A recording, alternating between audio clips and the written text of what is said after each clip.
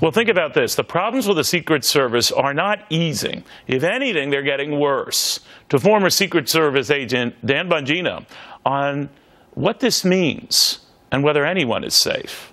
So is anyone really up to this task, Dan?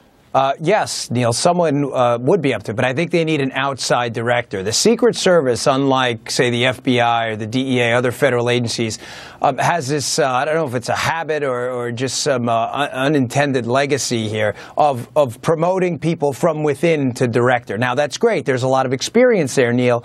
The downside to that is some of the problems you've almost become immune to because you've been surrounded yourself. It's like, you see the same sign every day, you stop paying attention, tend to get ignored. Sometimes you need a fresh set of eyes, and I would argue strongly they need an outside director with the D.C. gravitas. I hate that word, but it's true. No, I know what you're saying. To get things done. Well, you're running for Congress, so you're out. But, I mean, I got to ask you this. I mean, it's going to seem in politics, but given the frequency of these incidents, I'm beginning to wonder whether it's a lot of guys in the Secret Service don't like this president or really don't care about his well-being. What do you think? No, I've never seen that, Neil. I mean, I am as diehard a conservatarian as you're ever going to find.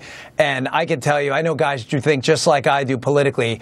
I have never even heard a hint of anything like that. Matter of fact, if anything, it was the opposite, just to prove to the staff that may have had differing political opinions, that it didn't. They would do, I would argue, even a better job than before. These guys. No, I'm glad you said that. But here's what makes me not glad you said that. Then the only other possible excuse is they're just not up to the task.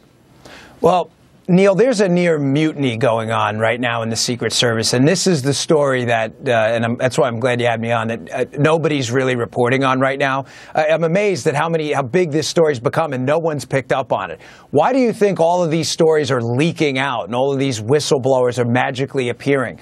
There's a reason, Neil. What? The agents, the rank-and-file agents that get the work done, not the upper-level cabal and management that's decimating this agency, are absolutely fed up. I'm getting the calls and emails every day from them. Fed up with what? They're fed up with management. The management has used the Secret Service, this small cabal of people up there, as almost a job recruitment spot for their second career afterwards. Pearson among them?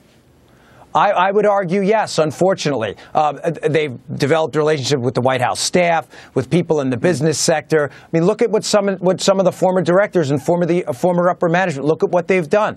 It's almost, Neil, a quasi-form of regulatory capture, even though the Secret Service isn't regulated. Then who leaked it, that it was actually an off-duty agent who tackled this guy who had entered the White House to the ground, not an active on-duty agent? Who would say that unless to embarrass active duty agents?